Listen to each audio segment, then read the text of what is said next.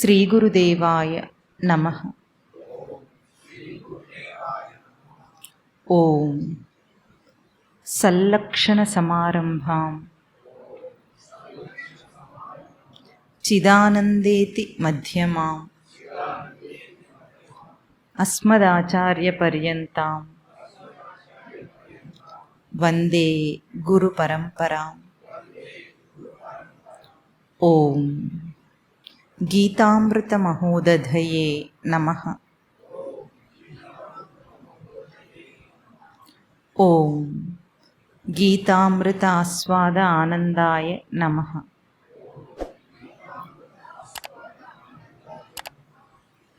ఎక్కడున్నాం?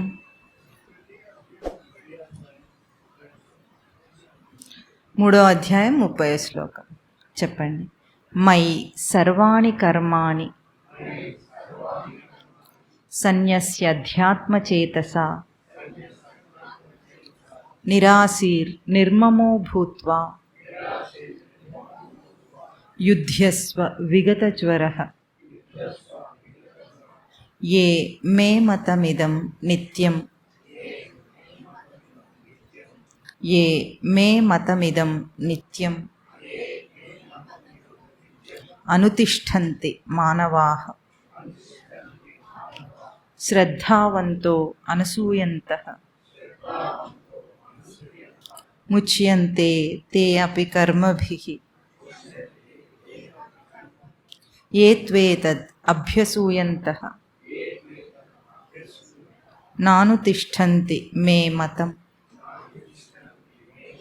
సర్వజ్ఞాన విమూఢాం స్తాన్ విద్ధి నష్టాన్ అచేతసః. ఈ శ్లోకాలు ఈరోజు మననం చేయాలి. కర్మ యొక్క విశిష్టతను చాలా బాగా చెప్తూ వస్తోంది మన కర్మయోగం, భగవద్గీతలోని కర్మయోగం. జీవితం అంతా కూడా కర్మయే, అంతేనా కాదా? జీవితం అంతా కర్మ యొక్క విస్తారమైన స్వరూపమే. మరి కర్మ యొక్క విశిష్టతని గుర్తించకపోతే కర్మ చేసినప్పటికీ ఏమీ పొందినవాడు కావటం లేదు. కర్మ చేత యోగమును పొందే అవకాశం ఉన్న మానవ జన్మలో తీరిక లేకుండా కర్మలు చేస్తూ కూడా వాటినన్నిటినీ క్రియాకలాపాలు చేసుకుంటున్నాడు, ఎట్లా చేయాలో తెలియనందువల్ల. అంతేగాని చేయటానికి ఇప్పుడు ప్రత్యేకంగా ఏం లేదు, ఇదే పని. కానీ ఎట్లా చేయాలో తెలుసుకోమంటుంది భగవద్గీత. తెలుసుకొని ఆచరిస్తే కర్మయోగం అవుతుంది, తెలియకుండా చేస్తే కర్మ బంధం అవుతుంది అని ఆ తేడా అని చెప్తూ వస్తుంది కర్మయోగం. పోయిన వారం ఏం చెప్పారు? ప్రకృతేర్ గుణసమ్మూఢా సజ్జంతే గుణకర్మసు తాన కృత్స్నవిధ మందాన్ కృత్స్నవిన్ న విచాలయేత్. ఒకటి అడిగితే మీరేమన్నారు? ప్రకృతి యందు గుణసమ్మూఢులు అవుతారా, తత్వవిత్ అవుతారా అంటే ఏం చెప్పారు? అమ్మో తగ్గరు, అస్సలు తత్వవిత్తే, అంతేనా? గుణసమ్మూఢులు అస్సలు కారు. అదే ఎప్పుడైనా ఆశయం అట్లాగే ఉండాలి కదా. ఉన్నతమైన ఆశయం ఉంటేనే అందుకుంటాడు. ఆశయంలో కూడా కకృతి పడితే అందుకోలేడు. కనుక మంచిది, తత్వవిత్ కావాలి. తత్వవిత్ అయిన వాడు ఎట్లా ఉంటాడట? గుణకర్మ విభాగయో, అంటే గుణము కర్మల విభాగం తెలిసినవాడు. గుణం అంటే ఏమిటి, కర్మ అంటే ఏమిటి? గుణం అంటే ఏమిటని చెప్పుకున్నాం మనము. జీవుడు కల్పించుకున్న త్రిగుణాత్మక ప్రవృత్తిని గుణం అంటున్నారు. గుణం అంటే గుణ శబ్దానికి ఎట్లా గుణాలు వస్తాయి మనకు? అభ్యాసం చేత, అంతే కదా. అలవాటు వల్లనే కదా అన్నీ వస్తున్నాయి. గుణం అంటేనే అభ్యాసం చేత వచ్చింది అని అర్థం, పుట్టుకతో ఉన్నది కాదు. మనం అభ్యాసం చేయటం వల్ల వచ్చింది. కర్మ అంటే ఎట్లాంటిది? బుద్ధి యొక్క ప్రవర్తనను ప్రయోగించి మనం పనిచేయటం కర్మ, అంతే చెప్పుకున్నామా? అంటే కర్మ మన డిజైన్, రచన. మనం ఎట్లా పనిచేయాలో ఆ రచననేమో కర్మ. అట్లా కాకుండా డిజైన్కి వ్యతిరేకంగా సృష్టికి ప్రతి సృష్టి చేశాడట విశ్వామిత్రుడు. త్రిశంకు స్వర్గాన్ని సృష్టించి, విన్నారా ఎప్పుడైనా? విశ్వామిత్రుడు తపస్సు చేసి స్వర్గానికి ఇంకొక డూప్లికేట్ స్వర్గాన్ని తయారు చేశాడు. అట్లాగే మనం ఏం చేస్తున్నాం? కర్మకు డూప్లికేట్గా గుణకర్మను చేసుకుంటున్నాం అన్నమాట. జీవుడు ప్రవృత్తితో గుణకర్మలు చేస్తున్నాడు. తత్వవిత్ అయిన వాడు అంటే కర్మ యొక్క సత్యము తెలిసినవాడు. తత్వం అంటే సత్యం, విత్ అంటే తెలిసినవాడు అని అర్థం. తత్వవిత్. తత్వమును తెలిసిన వాడు ఏం చేస్తాడు? గుణము కర్మల యొక్క విభాగం తెలిసిన వాడై వాడేం చేస్తాడు? గుణేషు వర్తంతే ఇతి మత్వా న సజ్జతే. గుణముల యందు ప్రవర్తిస్తున్నాయి. సృష్టి రచనకు ఒక డిజైన్ ఉంది, దాన్ని అనుసరించి జీవుడు ప్రవర్తిస్తున్నాడు. నేను కర్తను కాను అని గుర్తిస్తాడు వాడు, చేసేవాడిని నేను కాదు. అదే అహంకారి అయిన వాడైతే ఏం చేస్తాడు? నేనే అన్నీ చేస్తున్నానన్న అహంకారాన్ని ఆపాదన చేసుకొని గుణాలను అభ్యాసం చేస్తూ ఉంటాడు. కనుక ఇక్కడ ఏమంటున్నారు? గుణేషు వర్తంతే ఇతి మత్వా, అట్లా తెలుసుకొని నా సజ్జతే, వాటితో అంటుకోడు, అంటే సంబంధపడడు. అప్పుడు మనిషి కర్మ బంధం నుండి విడుబడతాడు. భావన మాత్రమేవ బంధం, భావన మాత్రమేవ ముక్తి. చేయటం వల్ల బంధం రావట్లేదు, అనుకోవటం వల్ల వస్తుంది. ఎంత ఎంత చూడండి, చేసినా అనుకోకపోతే రాదట. ఇంత సింపుల్గా ఉన్నా కానీ మనం ముక్తిని పొందటం అంత ఈజీగా లేదు మనకు. ఎందుకు? అనుకోకుండా ఉండలేడు కాబట్టి. వీడు నేను చేశాను అనకుండా ఉండలేడు, నేను తిన్నాను అనకుండా ఉండలేడు, నేను చదువుకున్నాను, నేను తెలివైన వాడిని అనకుండా ఉండలేడు. అది అహంకారం అన్నమాట. జీవుడి యొక్క అహం, నేను అన్న భావన ఏమిటి? బయట విషయాలతో నేను అంటున్నాడు. కాబట్టి అది విన్నంత సింపుల్గా ఉండదు, చేస్తే అంత కష్టం కూడా కాదు. అంతేనా? చేస్తే కష్టం కాదు, చేయకపోతే అయ్యేది కాదు. అట్లా అయితే తత్వవిత్ కాని వాడు ఏం చెప్తాడు? ఎట్లా ఉంటాడు? ప్రకృతేర్ గుణసమ్మూఢాః సజ్జంతే గుణకర్మసు. ప్రకృతి గుణములందు మోహమును పొందినవాడు, అంటే అదే సత్యం అనుకునేవాడు ఏం చేస్తాడు? గుణకర్మల యందే ఆకర్షింపబడతాడు. అన్ని బ్రతికినంత కాలం ఏం చేస్తాడు?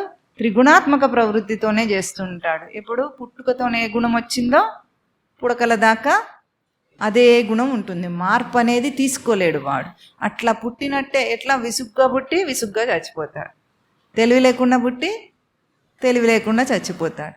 ఇట్లా కాకుండా ఏం చెప్తున్నారు? ఇట్లా వాడు సజ్జంతే గుణకర్మసు. ఇంత గుణకర్మల యందు ఆకర్షింపబడ్డవాడే బంధాన్ని ఏర్పరచుకోవటమే కాదు, మళ్ళీ మళ్ళీ అదే చేస్తాడు. చేసిన తప్పని తెలియకపోతే మళ్ళీ మళ్ళీ చేస్తాడు, తప్పని తెలిస్తే మార్చుకుంటాడు. ఇంతే తేడా. తప్పని తెలిసిన వాడు ఎవరైనా సరే గుణాన్ని దాటిన వాడే. మనం ఒక పని చేసాం, అది తప్పుగా చేసామని మనకే తెలుస్తోంది. తెలిసినప్పుడు వెంటనే గుర్తించిన వాడు దాన్ని దాటుతాడు. ఎందుకంటే మానవ సహజ నైజం ఏదంటే తప్పును గుర్తిస్తే దాటటం. ఎందుకు అందరు మారటం లేదంటే వాళ్ళకి తెలియట్లే తప్పని. తెలియనందువల్ల మారట్లేదు, కానీ తెలిస్తే మారకుండా ఉండడు. తెలిసి చెయ్యడు. అది వాడి అజ్ఞానంలో అది సత్యం అనుకుంటున్నాడు కాబట్టి. కనుక వాడు ఎట్లా ఉంటాడు? కర్మబంధంలో పడతాడట వాడు. సజ్జంతే గుణకర్మసు తాను అకృత్స్న విధ మందాన్ కృత్స్న విన్న విచాలయేత్. అటువంటి వాడిని ఏమన్నారు? మందాన్ అన్నారు. మందబుద్ధి వాడిది. అట్లాంటి ఏమీ తెలియని మందబుద్ధులైన వాళ్ళు అన్నీ తెలిసిన తత్వవిత్, కృత్స్నవిన్ అంటే తత్వవిత్ ఎవరైతే ఉన్నారో అన్నీ తెలుసుకున్నవాడు నా విచాలయేత్, వాడికి చెప్పకుండా ఉండకూడదు, వాడిని మోసం చేయకూడదు. అంటే తెలిసినవాడు తెలియని వాడికి తెలిసినవాడు చెప్పాలి. ఇది ఒక జ్ఞాని యొక్క బాధ్యతగా చెప్తున్నారు ఇక్కడ. సాధకులకు జ్ఞానులకు బాధ్యత ఉంటుంది లోకంలో. ఏమిటంటే తప్పుడు దారిలో వెళుతున్న వాడికి సరైన దారిని చూపించటం అనేది ప్రతి చోట మనకే కొంచెం తెలిసినా సరే అది పక్కవాడికి చెప్పేయాలి. అంతే. చెప్తే ఏమవుతుందో తెలుసా మీకు? తాను తెలుసుకున్నప్పుడేమో ఒక్కసారి వాడికి నిశ్చయం అవుతుంది. మళ్ళీ చెప్పామనుకోండి అదే భావము బలపడుతుంది. ఇంకా చెప్పామనుకోండి దాంట్లోనే దృఢమవుతాడు వాడు. అంటే చెప్పేటప్పుడు మనకే లాభం వాడికంటే ఎక్కువ. ప్రవచనం చేసేటప్పుడు వినేవాడి కంటే చెప్పేవాడికే లాభం ఎక్కువ ఉంటుంది. ఎందుకంటే ప్రథమ శ్రోత ఎవరు? లోపల నుండి భావం వస్తుంటే వీడు ముందు వింటాడు, తర్వాత అక్కడికి వస్తుంది. కాబట్టి ఆ లాభం ఎవరికి ఉంటుంది? చెప్పేవాడికే ఉంటుంది. కనుక చెప్పకుండా ఉండకూడదు. ఎట్లాగూ వేదాంతము హిందూ ధర్మం చాలా గొప్పగా చెప్తుంది. ఆత్మనో మోక్షార్థం జగద్హితాయచ. తాను తరించాలి, జగత్తుకు మేలు చేయాలి. ఇది వేదాంత లక్ష్యం అన్నమాట. అంటే తాను ఎట్లా ఉంటాడు అప్పుడు? పరోపకారార్థం ఇదం శరీరం. ఈ శరీరం దేనికోసం ఉంటుంది అప్పుడు? పరోపకారం కోసమే, కానీ స్వార్థ బుద్ధితో భోగాలను అనుభవించటానికి కాదు అనేది వేదాంతం చాలా గొప్పగా చెప్తుంది. ఇవాళ ఏమంటున్నారంటే మై సర్వాణి కర్మాణి సన్యస్య అధ్యాత్మచేతస నిరాశీహి నిర్మమో భూత్వా యుధ్యస్వ విగత జ్వర అంటున్నారు. ఏమంటున్నారు? అన్ని కర్మని, సర్వాణి కర్మాని మై అధ్యాత్మచేతస సన్యస్య, నాయందు అన్ని కర్మలను సన్యసించుమంటున్నారు. సన్యాసం అంటే ఏమిటండి? మీకు తెలిసిన అర్థం చెప్పండి పోనీ. భార్యా పిల్లలు లేకపోయినా సరే త్యజించి అనేది కదా పదం, త్యాగం చేయటం, అంతేనా? సన్యాసం అంటే త్యాగం చేయటం. భార్యా పిల్లలు లేని వాళ్ళు కూడా సన్యాసం తీసుకుంటారు. అన్నిటినీ విడిచిపెట్టేయటం, అది సన్యాసం అంటే. అన్నిటినీ నాయందు విడిచిపెట్టుమని అంటున్నారు ఇక్కడ స్వామి. ఎక్కడ? మై, మై అంటే నాయందు, నాయందు సర్వాణి కర్మాని సన్యాస్య. ఎట్లా సన్యాసుడు? తీసుకెళ్ళి ఏ పని చేసినా సరే కృష్ణార్పణమస్తు అన్నాం అనుకోండి, ఒక మేకను బలిచ్చి ఆ పాపం అంతా తీసుకొని, బలివ్వడం కాదు, తినడానికే చంపి కృష్ణార్పణమస్తు అంటే సరిపోతుందా? సరిపోదు. అంటే తెలివి లేకుండా నువ్వు చేసిన అన్ని పనులను నాకు అంటగట్టమని చెప్పట్లేదు స్వామి. స్వామి ఏమంటున్నాడు ఇక్కడ? మై అంటే ఎవరు? నాయందు అంటే ఎవరు మాట్లాడుతున్నారు? భగవంతుడు. భగవంతుని యందు విడిచిపెట్టమన్నారు. అందుకే కొంతమందికి ఓ అలవాటు ఉంటుంది, ఏది చేసినా సరే కృష్ణార్పణం అంటారు. తెలిసి తెలియక ఏ చెత్త చేష్ట చేసినా కృష్ణార్పణం, తప్పు చేసి లంచం తీసుకొని కృష్ణార్పణం, మళ్ళీ వెంకటేశ్వర స్వామికి అందులో కొంచెం వాటా ఇచ్చి కృష్ణార్పణం. ఇప్పుడు అంతా పుణ్యం అయిపోతుంది, పాపం అంతా. అమ్మో, అంత తెలివితేటలు మనకు ఉంటాయి, కుళ్ళు తెలివితేటలు అని స్వామి ఏమన్నాడు? అధ్యాత్మ చేతస మై సన్యస్య అన్నాడు. చేతస్సు అంటే బుద్ధి, వివేకం. ఆధ్యాత్మిక బుద్ధి చేత నాయందు విడిచిపెట్టమన్నాడు, లౌకికమైన కులి తెలివితేటలతో కాదు. అందుకనే ప్రతి కర్మను కూడా చేసేటప్పుడు బుద్ధి వివేకంతో ఆలోచించు, బుద్ధి వివేకంతో ఆలోచించి నాయందు విడిచిపెట్టు, భగవంతుని యందు సమర్పణ చేయి. అంటే కర్తాభావాన్ని తీసుకోకు, నేను చేశానన్న కర్తాభావాన్ని తీసుకోకుండా భగవంతుని చేత రచింపబడిన ఈ సృష్టిలో భాగంగా అదొకటి జరుగుతుంది. నేనెవరు? కేవలం నిమిత్త మాతృణ్ణి, కేవలం నిమిత్త కారణం అంటారు దాన్ని. నిమిత్త కారణం అంటే ఒక పరికరమే, నా వల్ల అది జరుగుతోంది, జరపబడుతోంది, నేను చేయటం లేదు. అట్లా అన్ని కర్మలను కూడా నా యందు విడిచిపెట్టు అన్నారు. అయితే సన్యాసం అన్న పదానికి కేవలం విడిచిపెట్టు అనే అర్థం కాదు, ప్రసిద్ధంగా విడిచిపెట్టుమనే అర్థమే ఉంది, సమ్యక్ న్యాసం అని. ఇంకొక అర్థం ఏమిటంటే సతి నితరామాస్తే ఇది సన్యాస. సతి అంటే సత్లక్షణమునందు, నితరాం ఎప్పుడు, ఆస్తే ఉండుట, ఎప్పుడూ సత్లక్షణమునందు ఉన్నవాడై సన్యాసి ఏం చేస్తున్నాడు? అన్నిటినీ మిగతా వాటిని విడిచిపెడుతున్నాడు. అందుకే సన్యాసి. ఊరికే విడిచిపెట్టాడని కాదు, ఊరికే విడిచిపెట్టడం ఉంది, బాధ్యతలన్నీ వదిలేసి బలాదురుగా కూడా తిరగచ్చు కదా, అట్లా కాదు సన్యాసి. సన్యాసి అట్లా వదిలిపెట్టలేదు, చేతగాక చేయలేక వదిలిపెట్టిన వాడు కాదు. ఎట్లా వదిలిపెట్టాడు? ఎల్లప్పుడూ సత్లక్షణమునందు నిలిచిన వాడై సతి నితరాం ఆస్తే ఉండి అప్పుడు బయట విషయాన్ని వదిలేశాడనమాట, బయట కర్మలను వదిలేశాడు. కాబట్టి సన్యాసానికి రెండు అర్థాలు ఉంటాయి, రెండు కలిసిన అర్థాలే. ఒక నాణానికి రెండు వైపుల బొమ్మ బొరుసు రెండు కలిస్తేనే నాణ్యం అవుతుంది కదా, బొమ్మ ఒకటి నాణ్యం కాదు, బొరుసు ఒక్కటి నాణ్యం కాదు. అట్లాగే అన్నీ విడిచిపెట్టమంటే చేత కాకుండా విడిచిపెట్టడం కాదు, అన్ని కర్మల యందు కూడా నువ్వు సచ్చిదానంద స్వరూపాన్ని నిలుపుకొని అటువంటి బుద్ధి చేత, అధ్యాత్మ చేతస, చేతస్సు అంటే మనసు బుద్ధి అనే ఒక తేజస్సు, అది ఆ చేతస్సు చేత అప్పుడు నా యందు విడిచిపెట్టు అంటే కర్తృత్వ భావాన్ని విడిచిపెట్టు అంటున్నారు. ఎట్లా చేస్తాం అప్పుడు కర్మను? ఏది చేసినా సరే కృష్ణార్పణం కృష్ణార్పణం అని అనుకోవడం కాదు. ప్రతిసారి కూడా జరుగుతున్న ఏ చేష్ట అయినా మనం చాలాసార్లు చెప్పుకున్నాం, చేత్తో రాస్తున్నాం, రాసేటప్పుడు పెన్ను రాసిందా, చేయి రాసిందా, బుద్ధి రాసిందా? బుద్ధి. ఆ బుద్ధి రాసేటప్పుడు కూడా మళ్ళీ నా బుద్ధి అన్నాడు అనుకోండి, అప్పుడు మళ్ళీ నేను గొప్ప అంటాడు, అంతేనా? ఇప్పుడు పెన్ను ఎట్లా ఒక పరికరం, చెయ్యి పరికరం, బుద్ధి కూడా పరికరమే, అది కూడా కనిపించని పరికరం, అభౌతికమైన పరికరం. ఆ బుద్ధి ద్వారా సచ్చిదానంద స్మృతి అనే ఒక ఎరుకతో రాస్తుంది, అప్పుడు రాయటం అంటారు దాన్ని. అది ఇప్పుడు అది ఎవరు తెలివి? ఇండివిజువల్ ఇంటలెక్ట్ కాదు, అది యూనివర్సల్ ఇంటలెక్ట్. అది అంటే సృష్టిలో ఏ తెలివి ఉందో, ఈ సృష్టిలో ఏ బుద్ధి కుశలత ఉందో అది కదా ప్రయోగం అవుతోంది. లేకపోతే మనిషికి అంత తెలివి ఉంటే బెత్తడి బుర్ర ఉంటుంది. మనకెంత ఎంత ఉంటుందండి? బెత్తడి బుర్రతోనే అన్నిటినీ జడ్జింగ్ చేస్తాం. ఈయన ఎట్లా అంటాడు, ఆయన అట్లా అంటాడు. మనకు తెలిసినంత ఇన్ఫర్మేషన్లోనే మనకెంత తెలుసో దాంతో బట్టే దేన్నైనా అంచనా వేస్తూ ఉంటాడు. కానీ అట్లా చెయ్యొద్దు అంటుంది. ఎప్పుడు కూడా మనకు తెలిసింది ఇంత. అక్కడ ఉన్నది మీకు ఒక కథ తెలుసా? ఒకసారి 4 గుడ్డివాళ్ళట ఒక పెద్ద ఏనుగు దగ్గరికి వెళ్ళారు. గుడ్డివాళ్ళు ఇప్పుడు ఏనుగంటే ఏమిటో తెలుసుకోవాలని అనుకుంటున్నారు. విన్నారా ఎప్పుడన్నా ఈ కథ? వినలేదా? చెప్పారా? అందరూ విన్నారా? వినలేదు. సరే, అయితే మళ్ళీ వినండి. తెలిసిన వాళ్ళు మళ్ళీ వినండి, తెలియని వాళ్ళు ఫ్రెష్గా వినండి.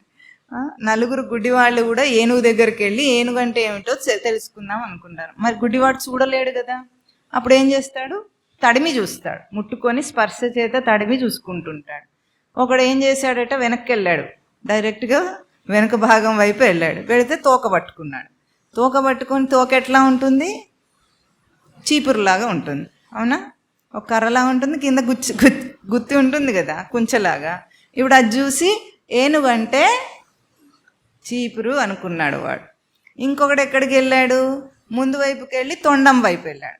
తొండం ఎట్లా ఉంటుంది? ఊగుతూ ఉంటుంది కదా. ఏనుగంటే ఉయ్యాలనుకున్నాడు వాడు. మెత్తగా ఉంది, ఊగితే కూర్చుంటే ఊపుతుందా లేదా? అంతే. కూర్చొని దాన్ని ఉయ్యాల అనుకున్నాడట. ఒకడేమో చెవులు పట్టుకున్నాడట. చెవులు ఎట్లా ఉంటాయి ఏనుగువి? చాటలాగా ఉంటాయి, అంతేనా?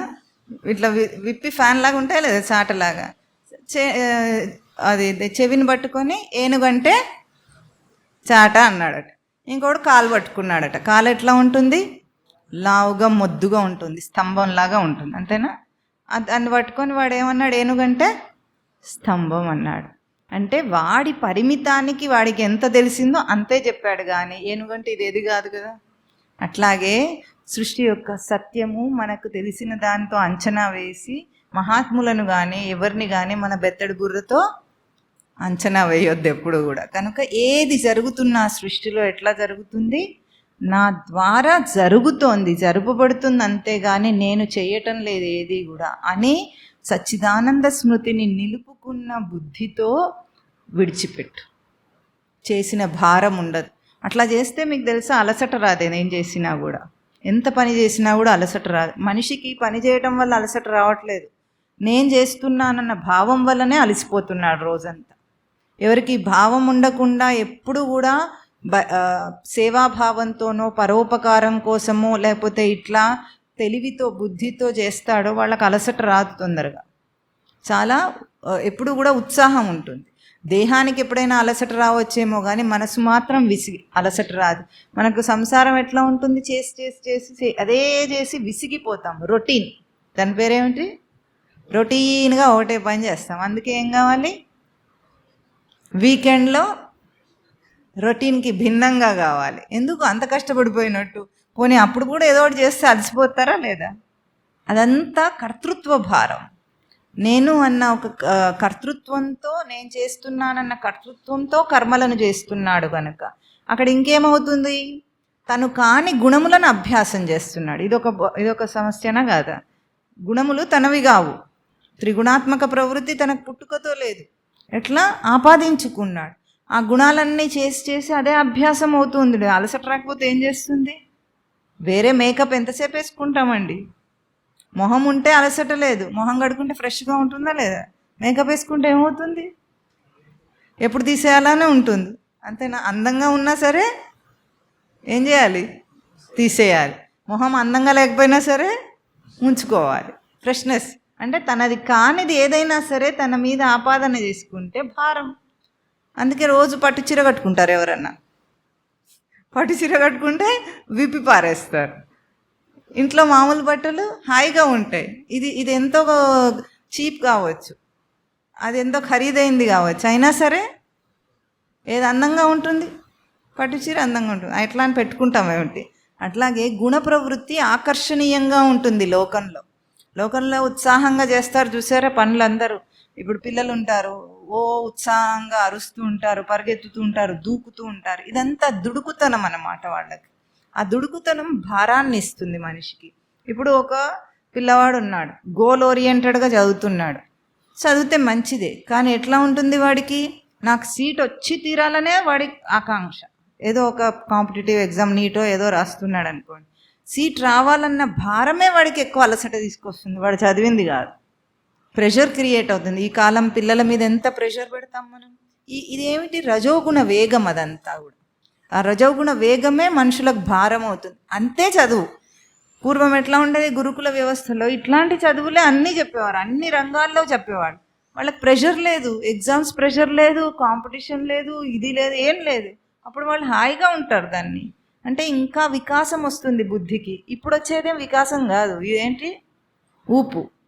ఏమిటది ఊపు అంటే ఎట్లాంటిది, పాలు పొంగితే ఎట్లా ఉంటుంది, పుస్సని పొంగి తుస్సని పడిపోతాయి, అంతేనా?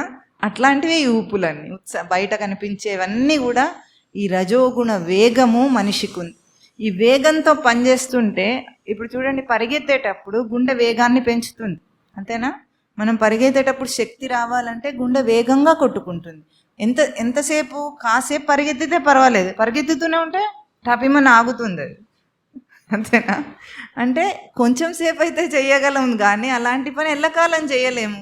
మామూలుగా ఉన్నప్పుడు గుండె మామూలుగా కొట్టుకుంటూ ఉంటే దానికి అలసట రాదు. మనం ఎప్పుడు ఏదైనా స్ట్రెస్ చేసినప్పుడు, స్ట్రెయిన్ లేకపోతే ఎక్సర్సైజ్ చేసినప్పుడు గుండె వేగంగా పరిగెత్తుంది. అది కొంచెం సేపు మాత్రమే చేయగలం, తర్వాత తగ్గిపోతుంది. కనుక అన్ని త్రిగుణాత్మక ప్రవృత్తులు కూడా తనవి కాదు గనుకనే అంతంత భారాన్ని మనిషి అనుభవిస్తున్నాడు.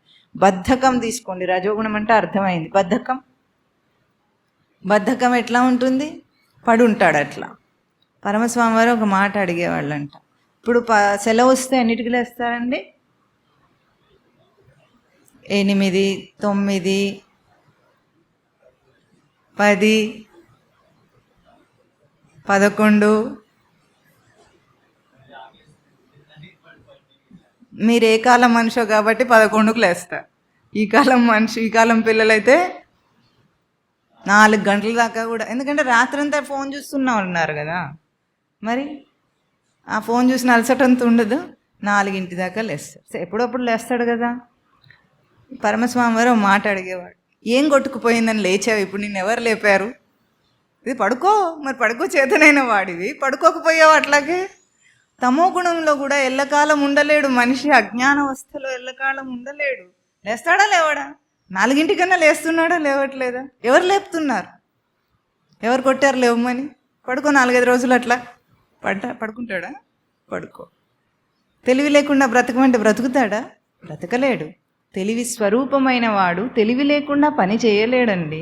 అందుకే మెకానికల్గా పనిచేస్తారు చూసారా కొంతమంది, తెలివి ప్రయోగమే లేకుండా చేసేవాళ్ళు ఇంకా భారాన్ని అనుభవిస్తారు. తెలివితో పనిచేసేవాళ్ళు భారంగా ఉండదు వాడు.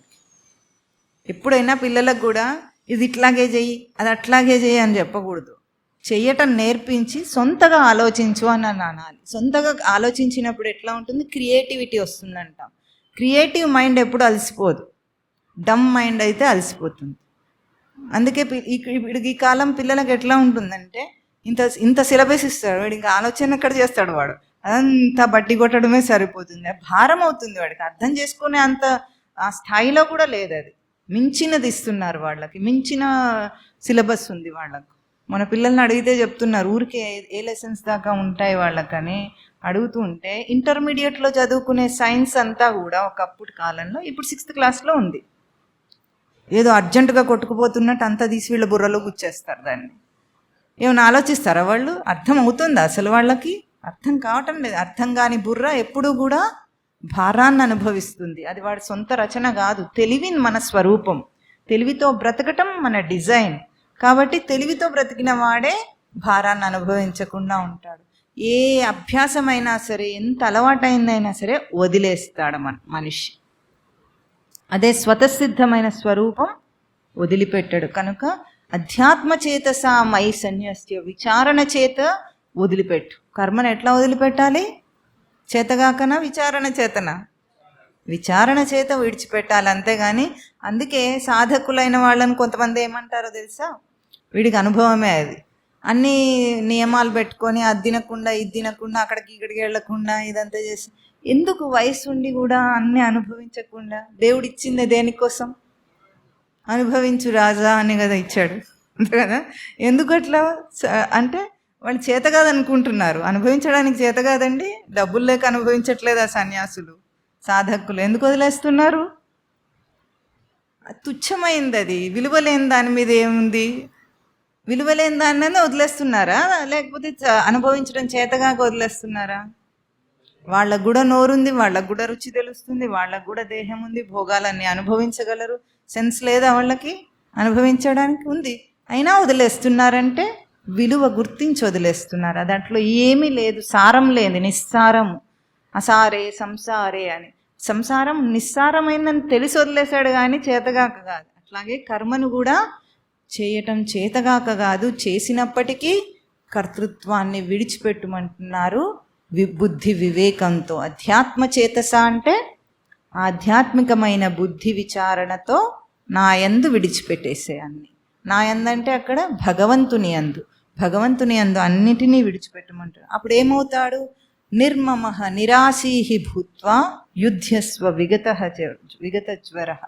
అప్పుడు యుద్ధం చేయి. యుద్ధస్వ అంటే యుద్ధం చేయమంటున్నారు. విగత జ్వర, జ్వరాన్ని విడిచేసి యుద్ధం చేయమంటున్నారు. అర్జునుడికి జ్వరం వచ్చిందట. వచ్చిందా జ్వరం? వచ్చిందా లేదా అండి? జ్వరం వచ్చి ఏమైంది? చెమట పట్టేసింది, అంత కాళ్ళు చేతులు వణికిపోయినాయి, అదంతా అయింది కదా. అందుకే జ్వరాన్ని విడిచేసి యుద్ధం చేయమంటున్నారు. ఎప్పుడు? నిరాశీహి. ఆశి అంటే ఆశించటం.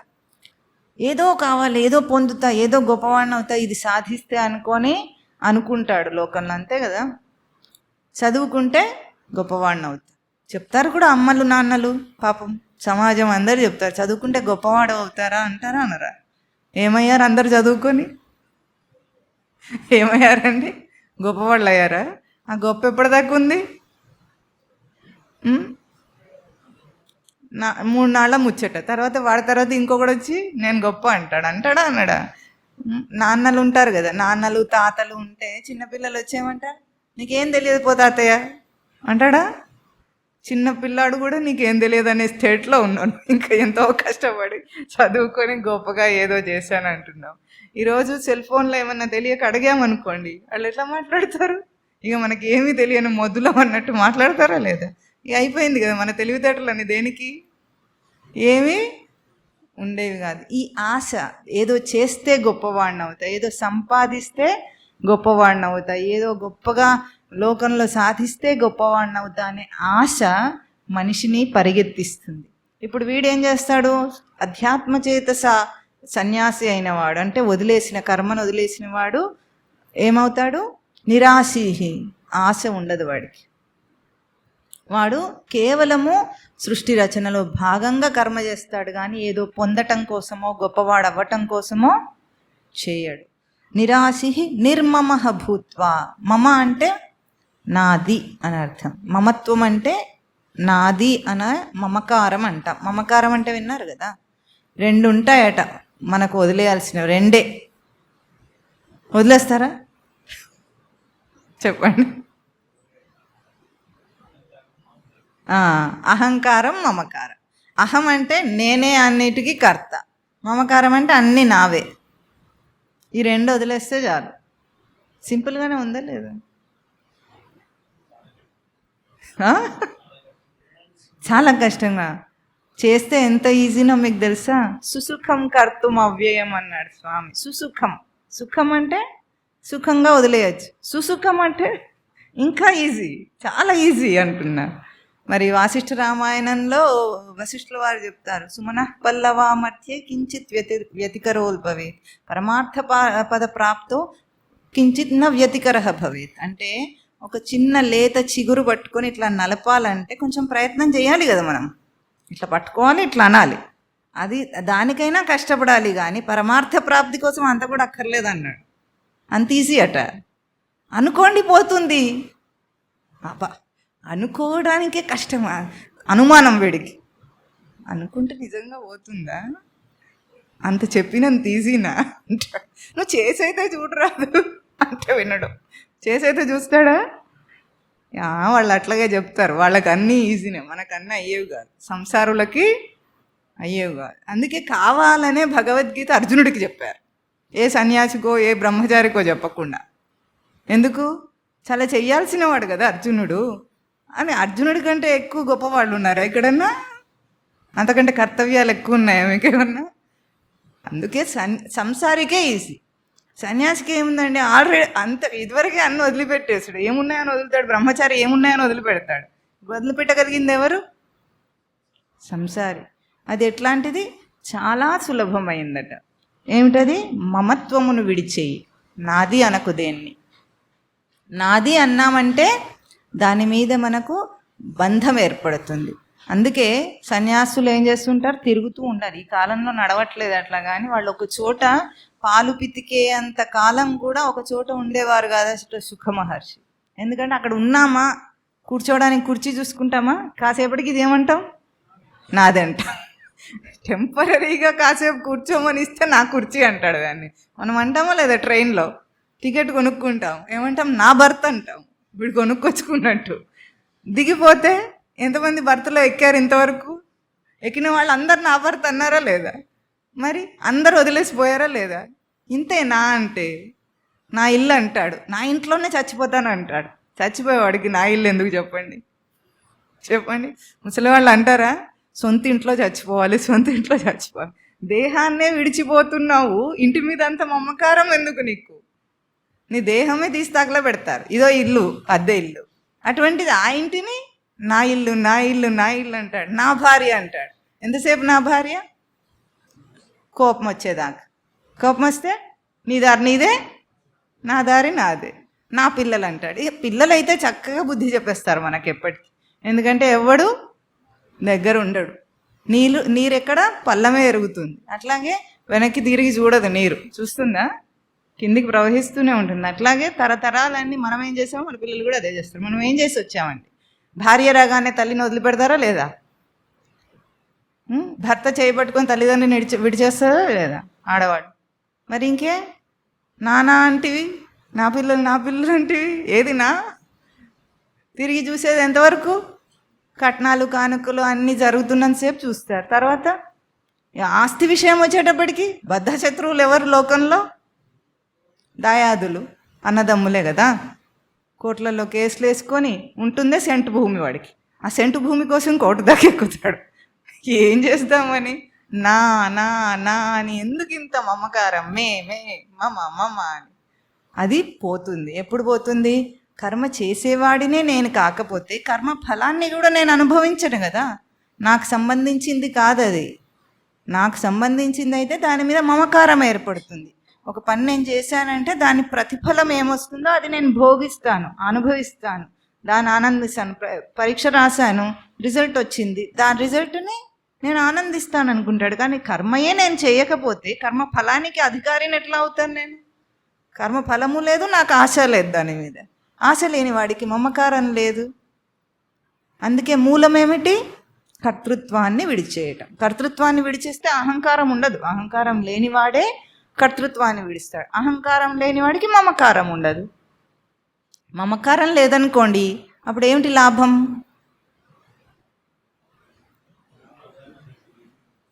పోయేటప్పుడు అది పోయినా ఉన్నా మనకేం చింత లేదు. పిల్లలను పెంచాలి, మమకారంతో పెంచొద్దు. వాత్సల్య బంధంతో పెంచితే వాళ్ళు దూరం అయినప్పుడు కుళ్ళి ఏడుస్తారు. మరి మన ఏంటి ఓల్డ్ ఏజ్ హోమ్స్లో పెద్దవాళ్ళు అందరూ ఎట్లా ఏడుస్తుంటారంటే వీళ్ళంతా పిల్లలే అన్నట్టు ఏడుస్తారా లేదు? అసలు అట్లా తయారు చేసింది ఎవరు చెప్పండి? వాళ్ళే. దారి చూపించింది వాళ్ళే కదా. ఏం చేశారు? చిన్నప్పటి నుండి ఏం నేర్పించారు వాళ్ళకి? డబ్బు సంపాదన అంటే ఏమిటో నేర్పించారు, అంతే కదా. వాళ్ళు అదే చేశారు, వాళ్ళు అదే నేర్పిస్తారు. వీడు ఇప్పుడు డబ్బు సంపాదించడం కోసమే వదిలేసిపోతున్నాడు. మరి ఏం చేస్తాడు? అప్పుడేమో పూర్వం ఒకరే ఉద్యోగం చేస్తారు, ఇప్పుడు 2 ఉద్యోగాలు చేయాలి. ఎవరు చూసుకుంటారు వీళ్ళని? వదిలేస్తున్నారు. అరే డబ్బు సంపాదనయే జీవితం కాదు, జీవితం అంటే వేరే ఏదో ఒకటి ఉందని ఎప్పుడైనా చెప్పారా? చెప్తే కదా వాడికి అర్థమయ్యేది. వాడు రిటైర్ అయ్యేదాకా డబ్బు సంపాదించడమే చూపించావు నువ్వు. ఆదర్శం అంటే అద్దం. ఆదర్శం అంటే సంస్కృతంలో అద్దం. అద్దం ఏం చేస్తుంది? దాన్ని చూసినే మనం చూసుకుంటాం. అట్లాగే పెద్దవాళ్ళు ఆదర్శం చూపించారు, అద్దం చూపించారు, ఇట్లా చేయి అన్నారు, చేస్తున్నాడు. ఎవరు తప్పెవరిది? వాళ్ళదే తప్పు. రేపు విడిచేసి పోతున్నాయా అంత బాధ ఎందుకు కలుగుతుంది? నా సొంతం అనుకున్నావు కాబట్టి. సొంతం ఎవడున్నాడు ఇక్కడ? అందరూ సత్రాగత జన సముదాయాహీవ. సత్రంలో కాసేపు అందరు కలుసుకునేమంటారు, పిన్ని గారు బాబాయ్ గారు అంటారా పూర్వకాలం? ఇప్పుడు అన్నారు. కానీ ఎవరన్నా కనిపిస్తే పిన్ని గారు బాబాయ్ గారు అని వరుసలు కలిపేస్తారా? అక్కడ ఉన్నంతసేపు, తర్వాత వెళ్ళిపోయేటప్పుడు అయిపోయింది. ఎవడు స్టాప్ వచ్చినప్పుడు వాడు ట్రైన్లోంచి దిగినట్టు దిగిపోతారు. ఇంతే. ఇది తెలుసుకుంటే మమకారం ఎందుకు ఉంటుంది? బాధ ఎందుకు ఉంటుంది? నాది అనుకుంటే పర్మనెంట్గా ఉండాలనుకుంటా. అదేమో ఏది పర్మనెంట్గా ఉండదు. ఉద్యోగం పర్మనెంట్గా ఉంటుందా? ఏదన్నా పర్మనెంట్గా ఉందా? అయిపోయింది. అది పోయినప్పుడు బాధ కలగకుండా ఉండాలంటే ఉన్నప్పుడే దాంతో అటాచ్మెంట్, ఆసక్తి పెట్టుకోవచ్చు. మమకారం లేకపోతే ఆసక్తి ఉండదు. ఆసక్తి లేని వాడికి బాధ లేదు. సింపుల్. సూత్రం ఎట్లా? మొదటి స్టెప్ ఏమిటి? కర్తృత్వమును వదిలేయటం. మై సన్యస్య, భగవంతుని యందు విడిచిపెట్టేయి. భగవంతుని యందు అంటే సామర్థ్య స్వరూపం. సృష్టిలోని సమర్థతయే అన్నీ చేయగలదు, కానీ నేనెవరు చేసేవాడిని? కనుక సమర్థ స్వరూపాన్ని ఎట్లా విడిచిపెట్టాలట? ఎట్లా విడిచిపెట్టాలి? అధ్యాత్మచేతసా మై సన్యస్య. ఆధ్యాత్మిక బుద్ధి చేత, ఆధ్యాత్మిక వివేకం గల బుద్ధి చేత నాయందు కర్మలను విడిచిపెట్టు. సర్వాణి కర్మాణి, అన్ని కర్మలను నాయందు విడిచిపెట్టాయి. విడిచిపెట్టేసి అప్పుడు బ్రతికి చూడండి ఎట్లా ఉంటుందో జీవితం. పట్టుకొని బ్రతికితే ఎట్లా ఉందో ఇప్పుడు మీకు తెలుసు కదా, ఆల్రెడీ తెలుసా లేదా? విడిచిపెట్టి బ్రతికి చూడండి, అప్పుడు జీవితం అవుతుంది. ఇదేమో బ్రతుకు అవుతుంది. బ్రతుకుని ఏం చేయాలి? జీవితం చేయాలి. జీవితం అంటే జీవించుట, మరణించుట కాదు. జీవించేవాడు ఎప్పటికీ మరణించాడు. జీవం లేనివాడైతే మరణిస్తాడు. కనుక మై సర్వాణి కర్వాణి సన్యస్య అధ్యాత్మచేతస నిరాశీ నిర్మమః భూత్వా యుధ్యస్వ విగత జ్వర. యుధ్యస్వ అంటే ఆదేశం అన్నమాట. స్వామి యుద్ధం చెయ్యి అంటున్నాడు. చెయ్యి. ఎట్లా? విగత జ్వర. అర్జునుడికి ఏమో జ్వరం వచ్చింది, మనకు వచ్చిందా? చెప్పండి, మనకు జ్వరం వచ్చిందా? కానీ ఇది మనకు కూడా కదా. అర్జునుడిగా మనకా? చెప్పండి. మనకే. మరి మనకేం జ్వరం వచ్చింది? సంసార జ్వరం అట. అమ్మో. జ్వరం ఎప్పుడు వస్తుందండి దేహానికి? జ్వరం అనేది ఒక ఉపమానం. అక్కడ జ్వరం ఎప్పుడు వస్తుంది చెప్పండి? మామూలుగా నాది అనుకునే జ్వరం కాదు ఇక్కడ అడిగేది. దేహానికి జ్వరం టెంపరేచర్ ఎప్పుడు పెరుగుతుంది? అలసిపోయినప్పుడు. ఇంకా ఏదైనా కూడని పని చేస్తే జ్వరం వస్తుంది, తెలుసా మీకు? జ్వరం అంటే ఏమిటంటే, ఏదైనా బయట నుండి దానికి ఒక బ్యాక్టీరియా కానీ వైరస్ కానీ అటాక్ అయితే, లేకపోతే ఇంకేదైనా సరే అటాక్ అయినప్పుడు దేహం ఏం చేస్తుందంటే ఉష్ణోగ్రతని పెంచుతుంది. జ్వరం రావటం అనేది ఒక సిమ్టమ్. దేనికి? దేహం పోరాటం చేస్తుంది. అక్కడ దేహంలోని వ్యాధి నిరోధక శక్తి ఏదైతే ఉందో అది ఆన్ అయిందన్నమాట. అది ఆన్ అయినప్పుడు ఉష్ణోగ్రత పెరిగిపోతుంది. పెరిగిపోయి లోపల పోరాటం జరుగుతూ ఉంటుంది. మనం ఏం చేస్తాం? డోలో వేసేస్తాం. డోలో 650 వేయగానే పోరాటం ఏమవుతుంది? ఆగిపోతుంది, చల్లబడుతుంది. కొంచెం ఓర్చుకోమంటుంది శాస్త్రం. వెంటనే ఇట్లా ఇట్లా వచ్చింది, కొంచెం వచ్చిందో లేదు, 99 రాగానే డోలో 650 అంటాడు. ఇక వ్యాధి నిరోధక శక్తిని చంపుతున్నాడు లోపల. బయట బ్యాక్టీరియాని చంపట్లేదు. మనం ఏం చేస్తున్నాం? మన వ్యాధి నిరోధక శక్తిని చంపి కొన్నాళ్ళకి అది పని చేయకుండానే అయిపోయింది. ఇక ఎప్పుడైనా డోలో వేస్తేనే దేహానికి చాలా తెలివి ఉంటుంది, తెలుసా? బాడీ ఇంటెలెక్ట్ ఉంటుంది. దానికి అర్థమవుతుంది మనం ఎట్లా వాడుకుంటున్నామని. వెంటనే మందులు వేసే వాళ్ళకి వ్యాధి నిరోధక శక్తి పనిచేయదు. చేయకుండా ఏం చేస్తుంది? వాడు మందు వేస్తాడులే అని ఊరుకుంటుంది. అదే కొంచెం ఓర్చుకుంటారు కదా, ఓర్చుకున్నప్పుడు తప్పకుండా దేహమే అన్నిటికంటే పెద్ద డాక్టర్ అండి. ఇది హాస్యం కాదు, చాలా నిజం. ఏదైనా సరే దానికి కావలసిన సప్లిమెంట్ ఇవ్వాలి, కానీ దాన్ని అణగదొక్కకూడదు. మనం ఈ కాలం మందులన్నీ ఏం చేస్తున్నాయి? యాంటీబయాటిక్ అంటే ఏమిటో తెలుసా మీకు? యాంటీబయోటిక్ లోపలికి ప్రవేశించిన క్రిమి కీటకాలని చంపేది. అది ఆ చెడ్డ కణాలతో పాటుగా మంచి కణాలను కూడా చంపేస్తుంది యాంటీబయాటిక్. అందుకే యాంటీబయాటిక్స్ వాడితే మనం బలహీనం అవుతాం, వీక్నెస్ వస్తుంది. ఒక పెద్ద కోర్స్, ఒక 15 days యాంటీబయాటిక్స్ వాడామనుకోండి, 15 రోజులు వాడితే ఏమవుతుంది? బలహీనంగా ఉంటుంది. రోగం వల్ల బలహీనత కాదు, అది యాంటీబయాటిక్స్ ఇచ్చిన బలహీనత. అప్పుడు ఏమైంది? మంచి కణాలు కూడా చచ్చిపోతాయి అన్నీ. అందుకే వ్యాధి నిరోధక శక్తిని పెంచే ఉపాయం చేయాలి, అంతేగాని వ్యాధిని అణగదొక్కటానికి మనం ఏం ప్రయత్నం చేయక్కర్లేదు. అసలు అంత దాకా తీసుకెళ్ళకూడదు. కొంచెం ఉన్నప్పుడే గుర్తించి సిమ్టమ్స్ రాగానే మనం ఇప్పుడు మిరియాల కషాయం అటువంటివి తాగుతారు. దానివల్ల ఏమవుతుంది? వేడి ఉత్పన్నమవుతుంది దేహంలో, జఠరాగ్ని బాగా పనిచేసి వ్యాధి నిరోధక శక్తి పనిచేస్తుంది. అట్లా కాకుండా జ్వరం వచ్చేదాకా తెచ్చుకున్నాం అనుకోండి, అప్పుడు ఏమవుతుంది? ఒక బలహీనత. జ్వరం అంటే అశక్తత, అశక్తమైన స్థితి అన్నమాట. పోరాటం చేయడానికి కష్టపడుతుంది దేహం. అట్లాగే ఇక్కడ జ్వరం ఎట్లాగో ఇక్కడ మన బుద్ధికి జ్వరం వచ్చింది. అది వివేకంతో ఆలోచించి కర్మ చేయటానికి కష్టపడుతుంది అనమాట, చేయలేకపోతుంది. ఇప్పుడు చెప్పేది ఇందాక అన్నారా మీరు, చాలా కష్టంగా ఉందని.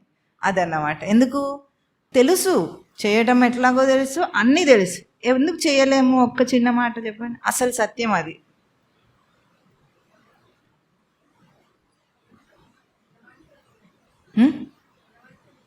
అలవాటు పడిపోయారు. ముందు ఒప్పుకుంటే నువ్వు సరే అను, చేయలేకుండా ఎట్లా ఉంటావు? పిల్లలకి ఒక పద్యం నేర్పించాం, మీరు కూడా చెప్తారా? సరేయను 2 అక్షరములు, సరిజేయును పాతకముల, సారసనాభ సరే నీ నామ మహత్వము, సరే సరే పొగడంగ వశమే, సరే శ్రీకృష్ణ. సరే అనే 2 అక్షరాలు మహాపాతకాలను కూడా సరి చేసేస్తాయట. ఎవరైనా మహాత్ములు అనేవాళ్ళు లేకపోతే పెద్దవాళ్ళు ఇది తప్పు అని చెప్తే మనం ఏమనాలి? సరే అనాలి. మనం ఏమంటాం? తుస్సని లేస్తాం. అది ఉంటుంది చూడ, చిల్లి బాంబు ఉంటుందా, అది ఎట్లా లేస్తుందో అట్లా లేస్తాం. వాడు చెప్పొచ్చావులే నువ్వు నాకు, ఇంక అన్నీ ఇట్లా నీలాగా పట్టుకుంటే అన్నీ చాదస్తాలు చేస్తే మేము చేయలేము అసలు అంటారా? అసలు మారుదామనే వాడికి ఉద్దేశమే ఉండదు, వినడు అసలు. ముందు వినాలి, తర్వాత ఒప్పుకోవాలి. ఒప్పుకొని సరే అంటే చేసే సమర్థత నీ లోపల నుండి వస్తుంది. అందుకే చేతగాదనే మాట అనద్దు. జ్వరం ఏమిటి ఇక్కడ? బుద్ధికి చేతగానితనమే జ్వరం. చేతగాదనే మాట చేతగాకుండా పోవాలి, అంతేనా? మనం చేతనైన వాళ్ళమా, చేతగాని వాళ్ళమా? మరి నేను ఏదైనా చేయగలను లోకంలో చేస్తారు కదా, మరి ఇది మాత్రం చేయలేరు, ఏది చేసి చూపించు అంటుంది భగవద్గీత. అందుకే ఏమంటుంది? విగత జ్వర, విడిచిపెట్టి అలాంటి జ్వరాన్ని, చేతగాంతనాన్ని విడిచిపెట్టి యుద్ధస్వ. ఏం యుద్ధం చేయాలి?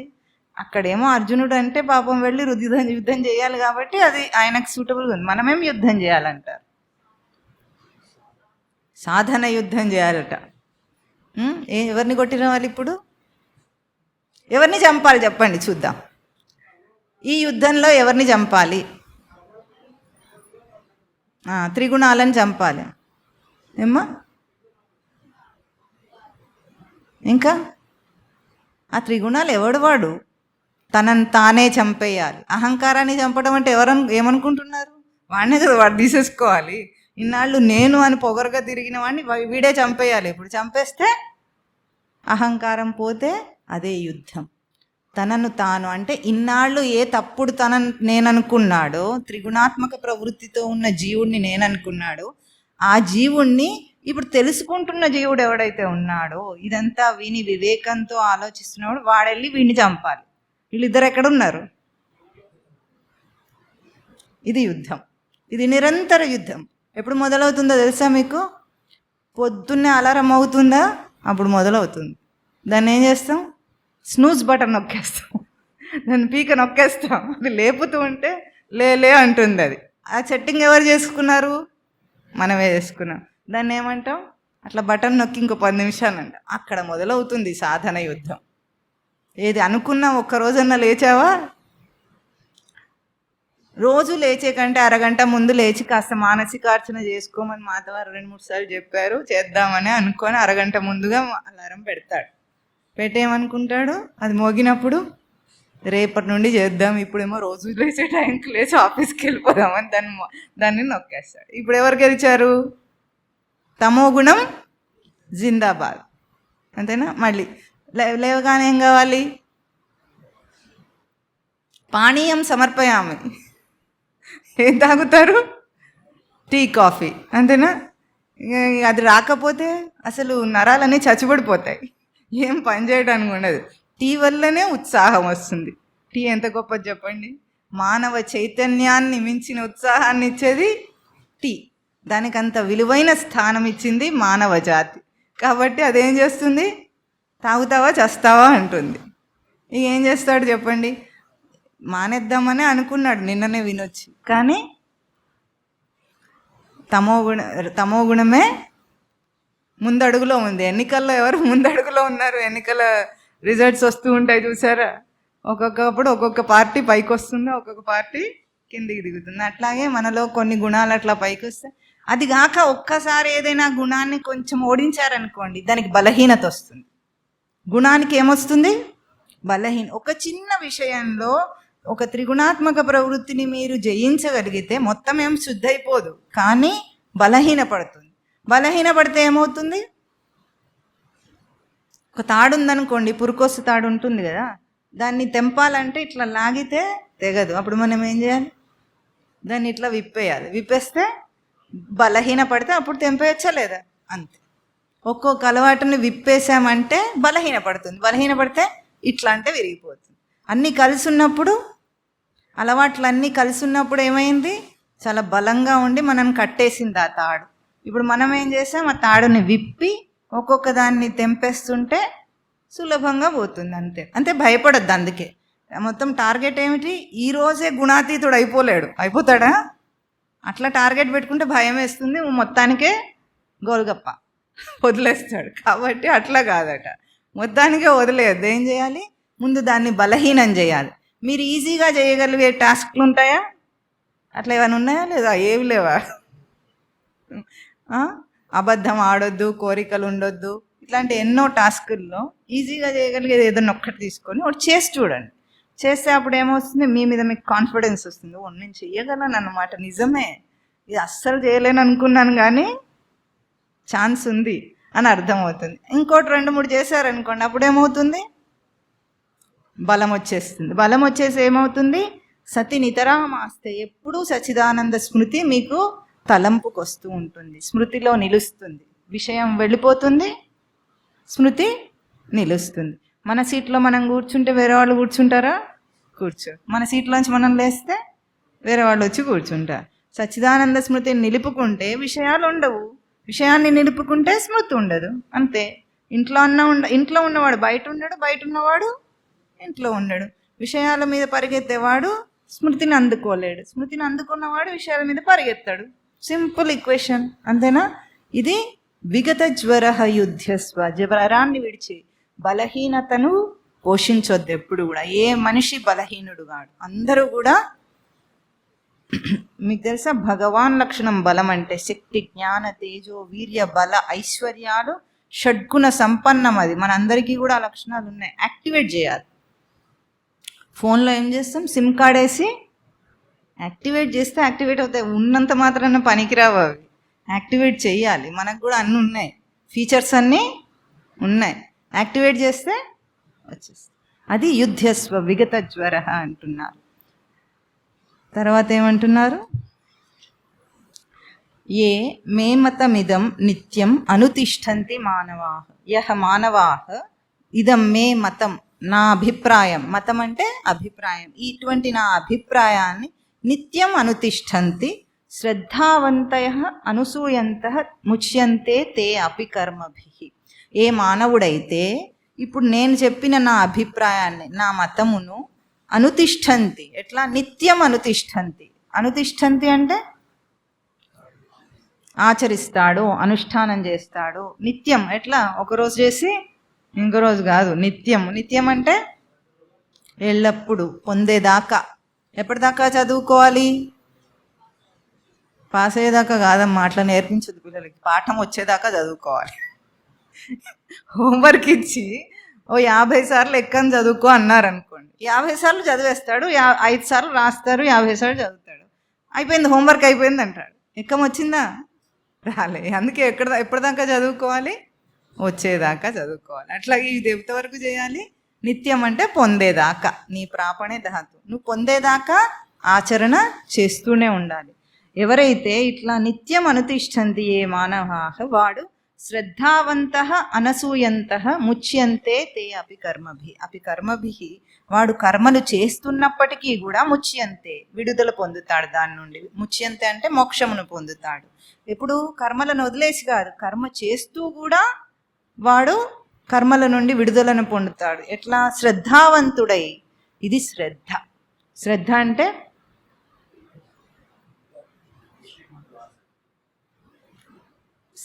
అంటే తన బుద్ధి కుశలతను నిలపటం. శ్రద్ధదాతీతి శ్రద్ధ. నిలిపి మనం శ్రద్ధగా చదువుకో అంటాం పిల్లలు. అవును, వాడు చదువుకుంటాడే. శ్రద్ధ అంటే ఏమిటో అని అడిగితే తెలుస్తుంది. శ్రద్ధ అంటే ఏమిటి? మీరు అన్నప్పుడు పోనీ మీరు చెప్పండి. శ్రద్ధగా చదువుకోనప్పుడు మీ అర్థమేమి? అంటే ఏకాగ్రత అన్న శ్రద్ధ అన్న అక్కడ మన ప్రయోగం ఏమిటంటే, దృష్టి వేరే దాని మీదకి పోనివ్వకుండా పాఠం మీదనే పెట్టు అని అర్థం. ఇది శ్రద్ధ. అంతేనా? శ్రద్ధగా చదువుకోమని మనం కూడా అదే చేయమంటున్నా. శ్రద్ధగా కర్మ చేయాలి. అప్పుడు ఏమవుతుందో చేస్తే, శ్రద్ధగా చేసే కర్మలన్నీ ఏం కర్మలు అవుతాయి? శ్రాద్ధ కర్మలు అవుతాయి. నీ శ్రాద్ధం అని తిడతారు. శ్రాద్ధం అంటే తిట్టు కాదు, శ్రద్ధకు సంబంధించింది శ్రాద్ధం. పితృకర్మను శ్రద్ధగా చేయాలి, అందుకే శ్రార్థ కర్మ అంటారు. అంతేగాని అదేదో చేయకూడదు తప్పు అన్నట్టు చెప్తారు. నీ శ్రార్థం నీ పిండకూడదు అని. అది తిట్టు కాదు. అర్థమైందా? శ్రద్ధగా చేస్తే ఏ కర్మ అయినా సరే తనను విడుదల పొందిస్తుంది. అనసూయంత అంటున్నారు. శ్రద్ధగా చేయాలట, అసూయ లేకుండా చేయాలట. అసూయ అంటే ఈర్ష్య. మన మీద మనకే ఈర్ష్య ఉందని చెప్తున్నాడు స్వామి. ఈర్ష్య అంటే పదమే అర్థం. ఏమని తిడతాము? ఈర్ష్యపడేవాడిని ఓర్వలేడువాడు అంటాం. అవునా? ఓర్వలేడువాడు నన్ను చూసి అంటామా లేదా? వాడు నన్ను చూసి ఓర్వలేడు, ఈర్ష్యపడుతున్నాడు అంటామా లేదా? అంటే ఓర్పు లేకపోవటం ఈర్ష్య, అసూయ. ఈర్ష్య మన మీద మనకు ఓర్పు లేదు. మన సచ్చిదానంద స్మృతిని మనం ఓర్చుకోవటం లేదు. ఓర్చుకోవటం అంటే నిలుపుకోవటం. నిలుపుకోకుండా ఏం చేస్తున్నాం? ఊరి మీద పడి తిరుగుతున్నాం. ఏం చేస్తున్నాం? ఉన్నదాన్ని ఉంచుకోకుండా ఏం చేస్తున్నాం? ఊరి మీద పడి తిరుగుతున్నాం. అట్లా కాకుండా నీ అందు నీకు ఈర్ష్య ఎందుకయ్యా? బతకలేవు చక్కగా హాయిగా, చెడగొట్టుకుంటున్నావు. ఈర్ష్యతో చెడగొట్టుకుంటున్నావు, నీ తేజస్సును తగ్గించుకుంటున్నావు. కాబట్టి శ్రద్ధావంత అనసూయంత తే కర్మభి అపి ముచ్యంతే. కర్మలు చేస్తూ కూడా, కర్మలను నిత్యం ఆచరిస్తూ కూడా వాడేం చేస్తాడు? అనుష్ఠాన కర్మ చేస్తున్నాడు. కాబట్టి నిత్యం అనుతిష్టంతి మానవా. ఏ మానవుడైతే ఇట్లా నిత్యము అనుష్ఠానం చేస్తాడు. అనుష్ఠాన పదాన్ని అర్థం చేసుకుంటే ఆచరించటం అని మామూలుగా చెప్పుకున్నాం. ష్ఠా గతి నివృత్తో ధాతు అంటే దాని నుండి తప్పుకోడు వాడు. తప్పుకోవడం అంటే ఎట్లా ఉంటుందంటే, అలవాటు లేని పని కొత్తగా చేస్తే ఏమవుతుంది? కాసేపటికి వదిలేస్తాం, అంతేనా? అలవాటైన పనిని వదిలేయలేము అనుకుంటున్నాం. కానీ స్వరూపమైన పని ఏదైనా ఉంటే అది ఎట్లా ఉంటుందంటే, ఒక నియమం ఆచరిస్తున్నాం అనుకుందాం మనం. ఆ నియమము కొత్తలో ఎట్లా ఉంటుందంటే, మనం కొత్త కాబట్టి, అంటే పూర్వం ఉన్న అలవాటుకి వేరే అలవాటు చేస్తున్నాం కాబట్టి కష్టంగా ఉంటుంది. ఉదాహరణకి మంచి ఉపమానం చెప్పమంటే, ధోతి కట్టుకుంటారు, మా మఠానికి వస్తుంటారు. బయట ఒక గ్రీన్ రూమ్ ఉంటుంది. ఆ గ్రీన్ రూమ్లో ప్యాంట్ వేసుకొని వచ్చి గ్రీన్ రూమ్లో ధోతి కట్టుకొని లోపలికి వస్తారు. అందరూ కాదు, కొందరు. ఎందుకు? వాళ్ళకి ధోతి కట్టుకోవడం వాళ్ళకి కష్టంగా లేదు, కానీ కట్టుకొని బయట తిరగడం కష్టంగా ఉంది. ఎవరన్నా చూస్తారని వాళ్ళ బాధ, కానీ కట్టుకున్నందుకు కాదనమాట. అందుకే ఇంటి నుండి వచ్చేటప్పుడు ఏం చేస్తారు? ప్యాంట్లు వేసుకొని వస్తారు. వచ్చి ఇక్కడ ఏం చేస్తారు? గ్రీన్ రూమ్లో డ్రెస్అప్ అయ్యి మేకప్ చేసుకొని లోపలికి వస్తారు, మఠం కోసం చేస్తారు. ఇప్పుడు మఠం కోసం చేసిన వాడయ్యా అన్నాడు, కానీ తన కోసం చేసిన వాడైతే ఇంటి నుండే వేసుకుంటాడు. అది నాకు శ్రేయస్కరము, మా స్వామివారి కోసం కాదు వేసుకున్నది, మఠం కోసం కాదు, నాకు శ్రేయస్కరమైంది అని అనుకున్నవాడు ఎట్లా ఆచరిస్తాడు దాన్ని? అనుతిష్టంతి, దాని నుండి పక్కకు తప్పుకోడు, ఎప్పటికీ వాడికి అదే. ఇంకా ఒకసారి ఎవరైనా చూస్తే ఒకసారి చేస్తా, లేకపోతే చూడకపోతే చేయను, అట్లాంటిది కాదు. అనుతిష్టంతి ష్ఠాగతి నివృత్తి, ఒక్కసారి చేసినా ఇక అదే వాడికి ఫిక్స్, అంతే. వాడికి స్పృహ కూడా ఉండదు నేను ఏదో చేస్తున్నానని, అలవాటు అయిపోతుంది. ఇప్పుడు చూడండి, వీడి వస్త్రం కట్టుకుంటాడు, వీడు ఏమన్నా అయ్యో ఎవరైనా చూస్తున్నారు అనుకుంటాడా? అట్లా ఏ నియమమైనా స్వరూపం అయిపోవాలి. ఎవరైనా చూస్తే మాత్రం భగవద్గీతను పక్కన దాచిపెట్టేస్తాడు. ఎవరైనా రాగానే, చుట్టాలు రాగానే అప్పుడు చదువుతున్నాడు అనుకోని టకీమని లోపల పెట్టేస్తాడు. ఎందుకంటే వాళ్ళు అంటారు, ఓ ఇప్పుడు నుండి నీకు ఎందుకురా భగవద్గీత, ఏమొచ్చింది, ఏం కష్టం వచ్చిందని అడుగుతారు. అంతేనా? కష్టాలు వస్తేనే భగవద్గీత చదవాలి, లేకపోతే ముసలాడైతే చదువుకోవాలి. అంతేగాని వయసులో ఉండి అన్ని అనుభవించే వయసులో ఉన్నప్పుడు భగవద్గీతలు ఏమిటి అంటారా? అప్పుడు మనం ఏం చేస్తాం? నిజంగానే భయపడిపోయి సిగ్గుపడిపోయి లోపల దాచిపెట్టేస్తాం. ఇది శ్రద్ధ కాదు. ఎవరి కోసమో చేయొద్దు. ఏ పనైనా ఎవరి కోసం చేయాలి? తన కోసం చేయాలి. తను చేసే ప్రతి చేష్ట తనకే వస్తుంది, కానీ ఎదుటివాడికి రాదు. చూడండి, మనం పూజ చేస్తాం. పూజ చేయటం వల్ల భగవంతుడు ఎప్పుడైనా గొప్పవాడు అవుతాడా? మనం పూజ చేయకపోతే ఆయన తక్కువైపోతాడా? చెప్పండి, అవుతాడా? ఆయన గొప్పవాడు కాదు, తక్కువ కాదు. అయితే గీతే పవిత్రం ఎవరు అవ్వాలి? మనం అవ్వాలి. ఆయన పవిత్రుడు అవుతాడా మన పూజల వల్ల? ఆయన ఇదివరకే పవిత్రుడే, ఇప్పుడేం మన వల్ల కాడు గొప్పవాడు, పవిత్రత ఆయనకు రాదు. ఎవరికి వస్తుంది? మనకు వస్తుంది. ఎట్లాగైతే పూజ చేస్తే తాను పవిత్రం అవుతాడో, అట్లాగే ఏ కర్మ చేసినా అది నీకు వస్తుంది, ఎదుటివాడికి రానే రాదు. మీకు తెలుసా, దానం ఇస్తే ఎవరికి గొప్పతనం వస్తుంది? ఇచ్చిన వాడికి వస్తుంది. ఎందుకు?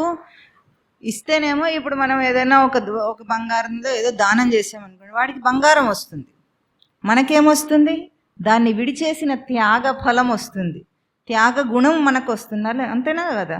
నాది కాదు అని వదిలేసాం. అందుకే మన సంస్కృతిలో ఎవరైనా పూర్వము స్వాములు అట్లాంటి వాళ్ళు ఇంటికి వస్తే ఓ 10 రూపాయలు ఇవ్వాలనుకున్నారనుకోండి, ఇంట్లో అందరితో తలా రూపాయి ఇప్పించి చిన్న పిల్లవాళ్ళ చేత కూడా ఇప్పించి దండం పెడతారు. దండం పెట్టడం నేర్పిస్తారు. చూసారా ఎప్పుడన్నా? హారతిలో ఏం చేస్తారు? చిన్న పిల్లవాడి చేత కూడా డబ్బులు వేయిస్తారు. ఎందుకు?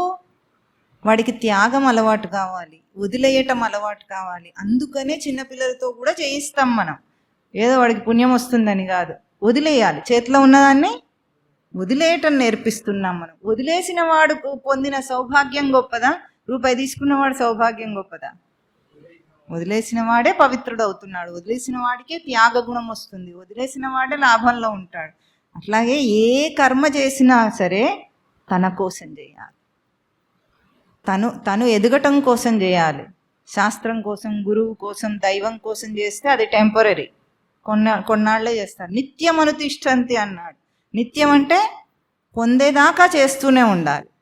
అది తన కోసం, వేరే వాళ్ళ కోసం కాదు. ఎవరైతే ఇట్లా కర్మను ఆచరిస్తాడో వాడు కర్మలు చేసినా కర్మబంధంలో ఇరుక్కోడు, కర్మ యోగం అవుతుంది వాడికి. కనుక ఎప్పుడు కూడా సన్యాసం అంటే ఒక్కటి వాళ్ళ నేర్చుకున్నది ఏమిటి? సన్యాసం అంటే ఊరికే వదిలేయటమేనా? చెప్పండి. సతి నితరాం ఆస్తే ఇది సన్యాస. సతి నితరాం ఆస్తే ఇది సన్యాస అంటే సత్లక్షణమునందు, నితరాం అంటే ఎల్లప్పుడూ ఉండటం. అట్లాగే ఇప్పుడు మనకు కూడా సన్యాసి అంటున్నారు. విడిచిపెట్టు అంటే అర్థం ఏమిటి? సత్లక్షణమునందు నిలుపుకొని, సత్లక్షణమును నిలుపుకొని దాన్ని వదిలే. కర్మలన్నిటిని ఏం చేయాలి? భగవదర్పణ చేయాలి. ఎట్లా చేయాలి? సత్లక్షణాన్ని గుర్తించి ఉన్నదాన్ని. సత్లక్షణం అంటే ఏమిటంటే అక్కడ ఉండేదాన్ని ఉంచుకోవాలి, ఉండని దాన్ని వదిలేయాలి. అవునా? మనతో ఉండేది మన స్వరూపం, ఊడిపోయేది గుణం. గుణమునే మనం అభ్యాసం చేసాం కదా, అలవాటు చేసుకున్నాం కాబట్టి దాన్ని వదిలేయాలి.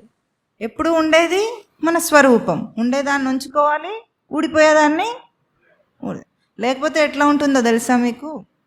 అతికించిన ముక్క ఎట్లా ఉంటుంది? గట్టిగా తుమ్మితే ఊడిపోతుంది, తుమ్మితే ఊడిపోయేలాంటి ఇవన్నీ కూడా. వాటిని ఏం చేయాలి? ఒకసారి తుమ్మి వదిలేస్తేనే మంచిది, లేకపోతే అప్పుడు వేలాడుతూ ఉంటుంది, అది ఎప్పుడు ఊడిపోతుందో తెలియదు. అందుకే మనంతట మనమే ఏం చేయాలి? అది పోయే ముందే మనం వదిలేయాలి, పీడబోతుంది. అంతేనా? అట్లా అన్ని కర్మలను కూడా వదిలేసేయమంటున్నారు. కర్తృత్వాన్ని వదిలేయాలి. కర్మలను వదిలేయమంటే అర్థం ఏమిటి? కర్తృత్వాన్ని వదిలేయాలి. కర్తృత్వం అంటే నేను చేసేవాడిని అనే భావన కర్తృత్వం. అది వదిలేస్తే కర్మ చేసినప్పటికీ ముచ్యంతే, విడుదలను పొందుతాడు కర్మల నుండి అని చెప్తున్నారు. చెప్పండి. మై సర్వాణి కర్మాణి సన్యస్య అధ్యాత్మచేతసా నిరాశీర్ నిర్మమో భూత్వా యుధ్యస్వ విగతజ్వరః. ఏ మే మతమిదం నిత్యం, ఏ మే మతమిదం నిత్యం అనుతిష్ఠంతి మానవాః శ్రద్ధావంతో అనసూయంతః ముచ్యంతే తే అపి కర్మభిః. ఇక్కడ మే మతం అంటే అభిప్రాయం అని అనుకున్నాం, కానీ నిజమైన అర్థం దానికి మన జ్ఞానే ధాతు. ఈ మే మతం నా అభిప్రాయం కాదు, నా జ్ఞానమును అని అర్థం. ఇక్కడ ఎవరు నేను చెప్పిన నా జ్ఞానమును ఆచరిస్తాడో, నిత్యం ఆచరిస్తాడో వాడు కర్మ నుండి విడుదలను పొందుతాడు అంటున్నారు. ఓం తత్.